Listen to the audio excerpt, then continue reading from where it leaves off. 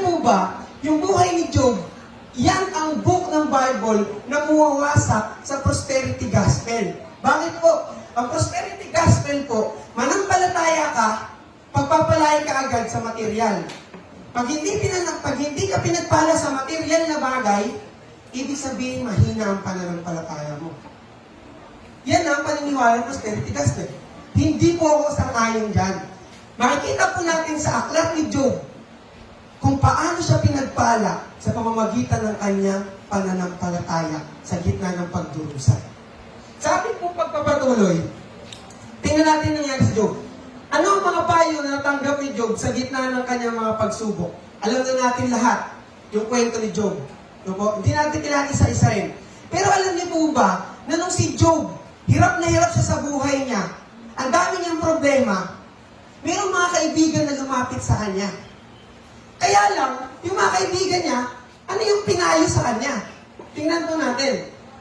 Hindi naunawa ng mga kaibigan ni Job ang tunay na nangyari at inaliw siya gamit ng mga salitang walang pananampalataya. Alam ko po na alam niyo yung kwento ni Job, nung siya'y nawala na lahat ng ari-arian niya, imbis na asawa yung magpaalala sa kanya, ano sinabi sa kanya ng asawa niya? Sumpain mo na yung Diyos mo. Kaya nawalan din siya ng asawa. Ngayon kung may mga kaibigan si Job, binisita siya, pinayuhan siya, kasi napaka-suffering na nung naranasan ni Job eh. Pinaalalahanan siya ng mga kaibigan niya na hindi naman din alam at nauunawaan yung nangyayari sa kanya. Kaya ano nangyari? Una pong pinaalala sa kanya ng kanyang kaibigan, ang sinabi sa kanya kay Job, Job, inakusahan nila siya ng pagkakaroon ng itinatagong kasalanan sa kanyang buhay. Ang sabi ng mga kaibigan niya, alam mo Job, kaya ka nagkakaganyan kasi meron kang kasalanang tinatago. Yan po ang una. Tingnan natin yung pangalawa. Sinabi nila na hindi hinahatulan ng Diyos ang isang tao maliban kung ito ay narapat sa kanya. Isipin mo ito, si Job, nasabihan ka ng ganyan. Alam mo, narapat sa iyo kasi imposible kang magkaganyan kung hindi ka karapat-dapat. Imbis na makatulong sila kay Job, mas lalo pa nilang binaon si Job. Hindi pa po tapos. Ito pa yung sinabi sa kanya. Ipinaalala nila sa kanya, kailan ba dumanas ng ganito ang isang inosente? Ibig sabihin, sinasabi niya si Job, Job, baka hindi ka inosente. Baka karapat-dapat ka talagang parusahan ng Panginoon. Baka may nakatago ang kasalanan. Nararapat lang sa iyo yan. O di ka hindi ka inosente. Sa panghuli po, sinabi nila na tiyak na napakalaki ng kanyang kasamaan at walang hanggan ang kanyang mga kasalanan. In short, sinabi po ng mga kaibigan ni Job na yung nararanasan mo ay dahilan ng iyong mga kasalanan. Sa ating pong mga Kristiyano, hindi po natin maaalis yan sa ating isipan.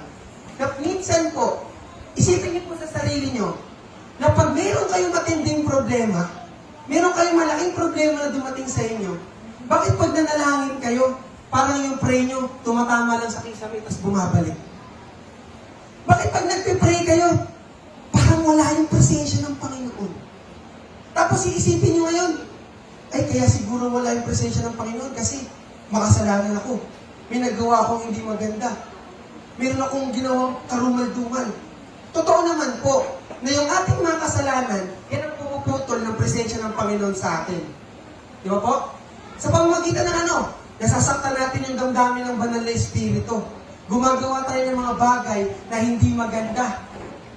Nagnawawalan tayo ng oras sa Panginoon.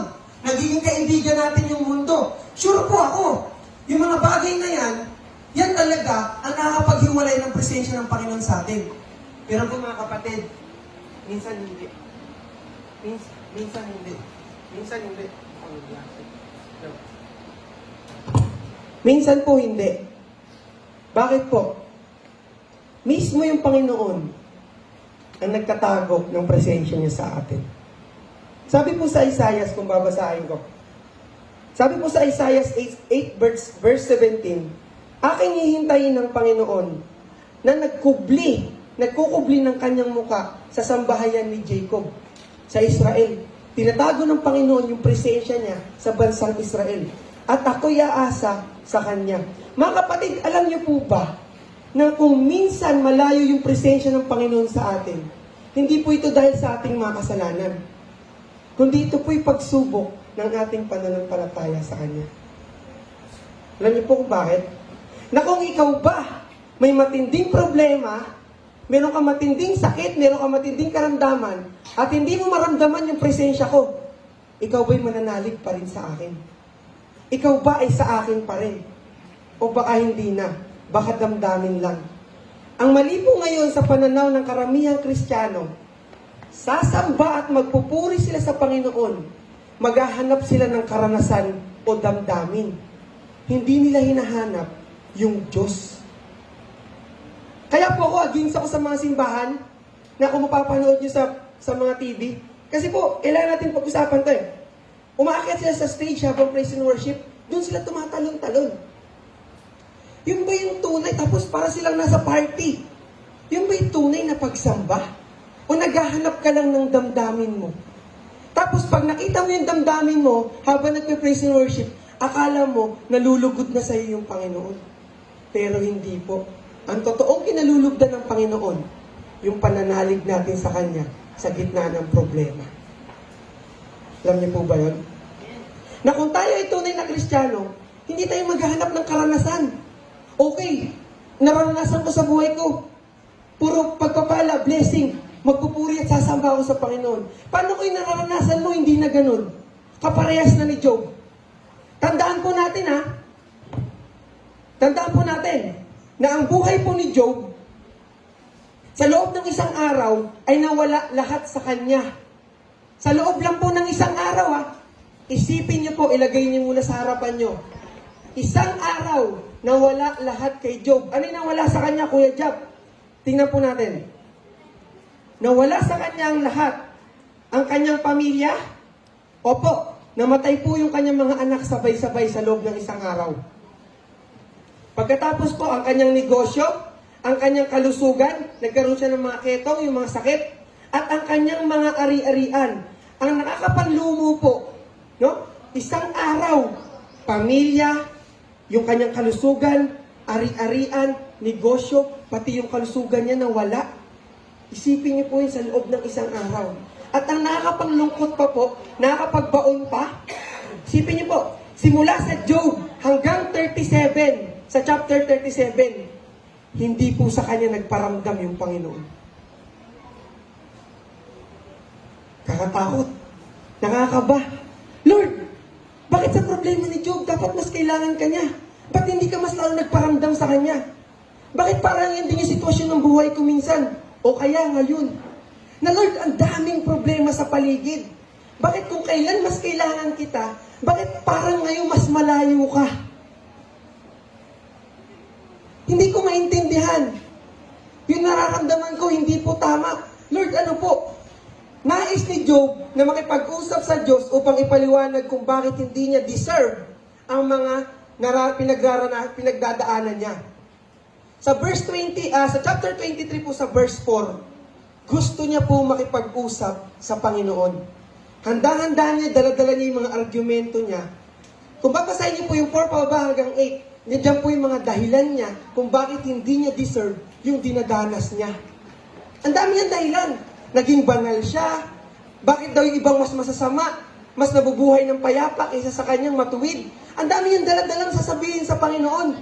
Kaya lang nabanggit niya yung verse 8 na kung titingnan natin po. Sa verse 8, sabi niya, sa dakong silangan, hindi ko siya matagpuan. Sa dakong kanluran, kahit saan siya umikot, kahit anong gawin niya, wala doon yung presensya ng Panginoon sa kanya. Gulong-gulo siya. No po? Ngayon, maliwanag po na ang Diyos kay Job sa kwento na yan ay parang malayo sa kanya. Lalo na po yung pananaw ng mga kaibigan niya na deserve niya daw yun. Hindi niya makita yung presensya ng Panginoon. Bakit tinawag nating blessing through faith ang aklat ni Job sa halip na blessing through suffering? Bakit? Bakit imbis na sa kanyang suffering, dun yung blessing, bakit sa kanyang faith? Bakit sa kanyang pananalig at pagsamba sa Panginoon? Tingnan po natin. karaniwang pagkakamali ngayon sa pagsamba ay ang maghanap ng isang karanasan kaysa maghanap sa Diyos. Diyan po ngayon nagkakamali yung iba. Napupunta sa simbahan dahil may gusto silang maranasan. Ay, hindi ko maranasan sa simbahan na yun yung presensya ng Panginoon. Ayoko dyan, aalis ako. Ngayon, nahanap siya ng ibang simbahan. Hulaan niyo po kung nakatagpo siya. Wala. Kasi pakiramdam niya lang eh. Ang gusto niya, pakiramdam. Gusto niya po, pumunta siya dito, maramdaman niyang siya'y banal. Maramdaman niyang siya'y pinagpala. Hindi siya pumunta dito, hindi siya nagsamba sa Panginoon para hanapin yung Diyos, kundi maghanap ng karanasan. Kaya maraming bumibitaw sa pananampalataya. So wag po tayo maging ganon. Imbis na hanapin natin yung karanasan, hanapin natin yung tunay na Diyos kung sino siya sa ating buhay. Ito po? Ito po ang ginawa ni Job. Kaya mas naintindihan niya po. Sabihin sa Diyos kung ano talaga ang nararamdaman mo. Mga kapatid, kung meron tayo sa parte ng buhay natin, sa problema, sa matinding pasakit, matinding alalahanin, tapos pakiramdam niyo wala yung Panginoon. Parang pag nagpipray ka, hindi umaabot sa langit. Parang ang layo ng Diyos. No po? Naramdaman niyo na po yun? Ang ginawa po ni Haring David, naalala niyo, nung siya ay naparusahan, nanalig siya sa Panginoon at sinabi niya yung kanyang nararamdaman. Una po, sabi dito, manalig ka sa Diyos. Kung pakiramdam mo, parang wala siya, wala yung presensya niya, sabihin mo lahat ng nararamdaman mo. Magpakatotoo ka. Pero manalig ka sa Diyos. Pangalawa, manalig kang pakikinggan ng Diyos ang iyong panalangin. Kahit na walang presensya niya, hindi mo maramdaman. Kahit na parang walang nakikinig sa panalangin mo, magtiwala ka pa rin, manalig ka na pakikinggan niya yung panalangin mo at yung mga daing mo. Pangatlo, manalig kang mamahalin ka pa rin ng Diyos kahit ipahayag mo ang lahat ng iyong nararamdaman. Magpakatotoo tayo sa Diyos. Alam ng Diyos kung ano yung nararamdaman mo. Pero mas gusto niya na sinasabi mo. Sabihin mo sa Diyos yung tunay na nararamdaman mo, Lord. Sana po sabi ni Job, Lord, hindi ko to deserve eh. Hindi ko na po maintindihan. Kayang harapin ng Diyos ang iyong pag-aalinlangan, galit, takot, hinagpis, kalituhan, at katanungan. Lahat yan, sasagutin ng Panginoon. Sabihin mo lang sa Kanya ng tapat. Yan po ang gusto ng Panginoon sa atin. Parang may contradiction eh. Sa pananaw ni David, no po, nanalig siya sa Panginoon, pero sabi niya, bakit parang napaparusahan pa rin ako? Pero sinabi niya yun ng tapat ni Haring David sa Panginoon na, Lord, ito po yung nararamdaman ko. Parang hindi naguguluhan ako. Pag tayo po wala yung presensya ng Panginoon sa atin, sabihin po natin yung ating nararamdaman. Pangalawa po, itoon ang inyong isip sa Diyos at sa Kanyang di magbabagong katangian. Tandaan po natin, makinig po, ang Diyos ay hindi naapektuhan ng ating mga circumstances sa buhay. Ang Diyos ay Diyos kahit anong mangyari. Kung itutuon po natin, kagaya ni Job, yung buhay niya nakatuon sa kanyang pagdurusa, wala na po siyang dahilan para magpasalamat. Mawawalan siya ng pananampalataya. Pero ang ginawa po ni Job, imbis na ituon yung kanyang isip sa problema, itinuon niya yung kanyang sarili at pananampalataya kung sino ba talaga yung Diyos sa buhay niya. Sino ba ang Diyos sa buhay niya? Siya'y mabuti at mapagmahal. Siya'y makapangyarihan sa lahat. Alam niya ang bawat detalye ng buhay ko. Siya ang may kontrol ng lahat. Siya ang may plano para sa buhay ko. Ililigtas niya ako. Alam ni Job na ganyan yung Diyos sa buhay niya. Ngayon po kung kayo po nararanasan niyo, Lord, parang hindi ko deserve na maraming problema. Ayan, simbahan niya na. Di ba? Dapat ang simbahan ng Panginoon. Bakit tayo mismo hindi tayo nawawalan ng problema? Sa gitna po ng problema na kinaharap nating personally at sa hinaharap ng ating simbahan, tandaan po natin na ang Diyos hindi siya nagbabago kahit kailan. Kung ano yung circumstances mo sa buhay, nahihirapan ka, may problema ka sa pamilya mo, ang Diyos nananatiling tapat sa iyo. Yan yung pinangawakan ni Job. Kaya nga blessing through his faith. Hindi blessing tapos pagpapalain tayo ng material na bagay. Ang tunay na pagpapala ay nagpapalago ng ating pananampalataya. Sa ating pong pagpapatuloy, magtiwalang tutuparin ng Diyos ang kanyang mga pangako. Kung ano po yung pangako sa inyo ng Panginoon, bago kayo magsimula, naranasan niyo na po ba to? Kung babalik po tayo ng mga ilang taon, o yung iba dito mga ilang dekada, naranasan niyo na po ba na yung bago pa lang kayo sa Panginoon, tapos nagpe-pray kayo? Lalo yung mga kabataan, yung mga bago pa lang ng Kristiyano. Magpe-pray po kayo. Lord, salamat po. Habang nagpe-pray kayo, ramdam nyo na napakalapit ng Panginoon sa inyo. Lalo yung mga kakasimula pa lang sa pananampalataya. No po? Tingnan niyo po, pag nag-pray kayo sa inyong personal, parang nag-grant agad ng Panginoon lalo na pagbago ka. Medyo self-centered pag bago tayo eh. Kadalasan ang pinag-pray natin pag bago tayo Kristiyano, sarili. Tapos parang ang lapit ng Panginoon sa atin. Pero bakit parang pag mas lalo tayo lumalalim sa Kanya, may mga pagkakataon na pag nananalangin ka, hindi na kagaya nung una na yung presensya niya mas malapit sa'yo. Kasi po tinitesting at sinusubok ng Panginoon yung pananalig mo sa Kanya. Siya'y lumalayo para mas lalo niya makita na hindi ka nakadepende sa iyong nararamdaman, kundi nakadepende ka sa tunay na Diyos mo. Kasi kung ikaw ay nagpupuri at sumasamba lang dahil nakadepende ka sa iyong karanasan sa buhay, tanungin niyo po yung matatagal na naglilingkod sa Panginoon, yung karanasan nila sa buhay, mas marami at mas madalas mapait. Pero sa panahon ng buhay nila na yun, mas naninindigan sila kung sino yung Diyos sa buhay nila. Kaya tumatagal yung mas nananalig, hindi sila nakadepende sa kanilang nararamdaman. Nakadepende sila kung sino yung Diyos sa buhay nila. Kaya kayong mga bata, kung dadating sa punto ng buhay nyo na parang lumalayo yung Panginoon, tapos mas lalong dumadami yung problema nyo, mas manalig kayo lalo sa Kanya. Doon yung makakamtan yung tunay na pagpapala. Kanina umaga po, no, na nandito po kami sa church, kasi naglilinis po si Ong Ben sa Kasiwawi, tapos nandito po ako. Nag-ikot-ikot kami. Tapos nakita namin si Sister Jinky, naglalakad siya. Habang naglalakad siya, parang nakasibangot siya. Tapos sinabi ko sa Jing, good morning! Sumibangot siya, tapos umiyak siya. So sabi ko, ba't ka umiyak? Malamang, yung nanay-lanayan ko namatay na. Pero may hawak siyang walis sa sabon. Tapos sabi ko sa kanya, maglilinis kasi siya ng CR. Sabi ko, sige na, kami na yung maglilinis. Kasi, malungkot ka. No po? Hindi, maglilinis ako. Hindi, sabi ko kami na. Ang hirap maglinis habang umiiyak. Tapos may iniisip ka. Doon sa example na yun, tingnan natin. Kung magbabase tayo sa ating nararamdaman, hindi tayo makapaglingkod sa Panginoon. Kasi sobrang pait at hapdi nun sa ating puso. Alam ko, yung iba dito, kakayanin yan. Sabihin, lola lang naman yan. Ano lang yan, malayong kapamilya na yan. Hindi po tayo pare-parehas eh. Hindi tayo pare-parehas ng damdamin. Kung ikaw medyo kaya mo, may mga taong iyakin. No?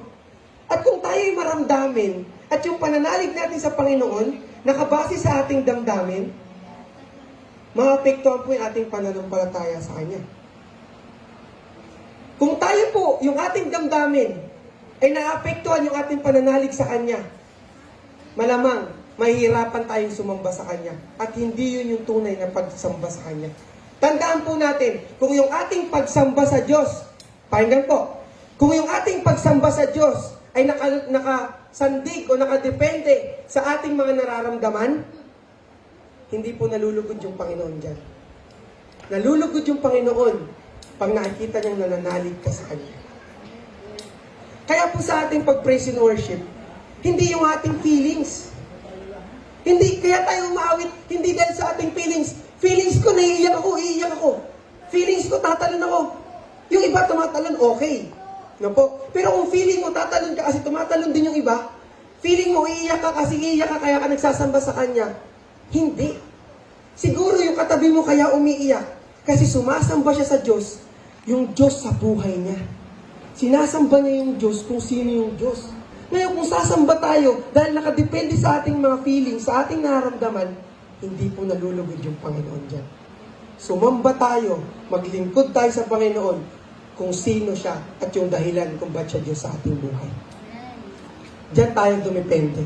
Ngayon si Job po, hindi niya na maintindihan kasi ang layo ng Diyos sa kanya eh. Ang tagal bago niya maramdaman yung presensya ng Panginoon. Kaya nga pong sabi dito, magtiwalang tutuparin ng Diyos ang kanyang mga pangako. Hindi magbabago ang mga pangyayari, ang karakter ng Diyos. Kumapit ka sa salita ng Diyos. Tandaan natin, yung karakter ng Diyos na maibigin, mapagpalain, maunawain, hindi yan maaapektuhan ng nangyayari sa ating buhay. Kahit magulo yung ating buhay, kahit na ano yung kinakaharap nating problema, hindi magbabago yung Diyos sa ating buhay. Siya ay Diyos na makapangyarihan pa rin sa atin. Lord, ang daming problema. Na parang, Lord, wala ka namang ginagawa ata. Lord, yung pray ko bumabalik lang galing kisame. Parang wala. Tandaan natin na yan ay dahilan ng Diyos para lumago yung pananalig natin sa Kanya.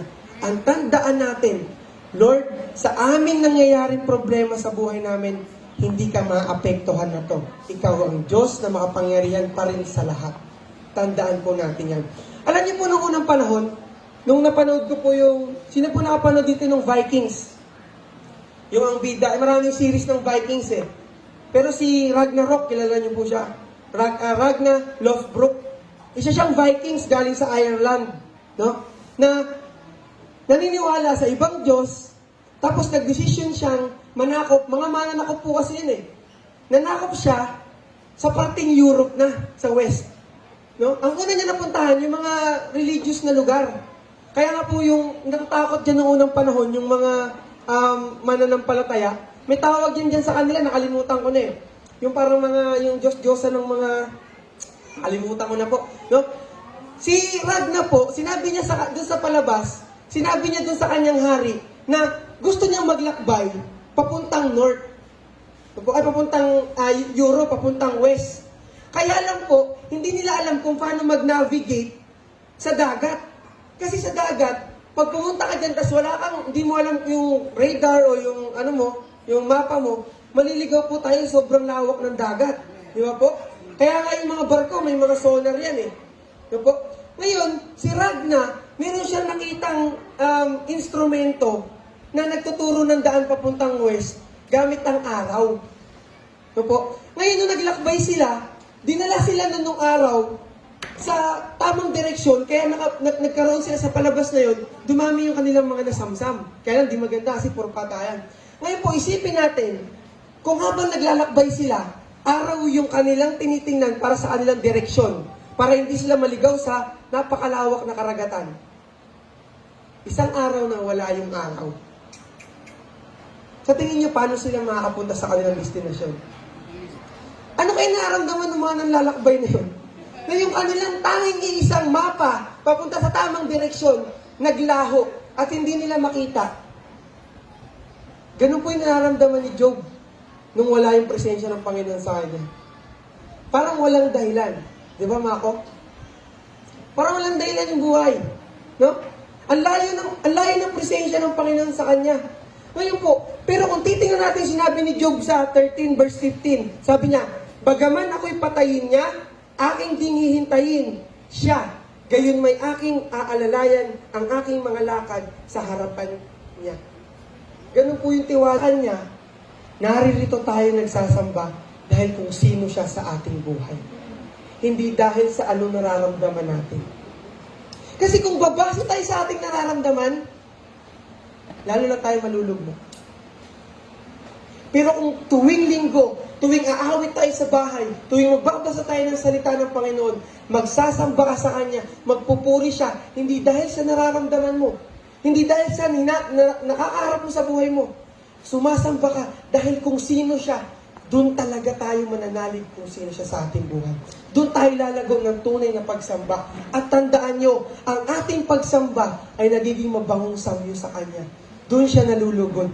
Hindi sa ating nararamdaman, kundi dahil sa ating pananalig sa Kanya. Gayahin natin si Job.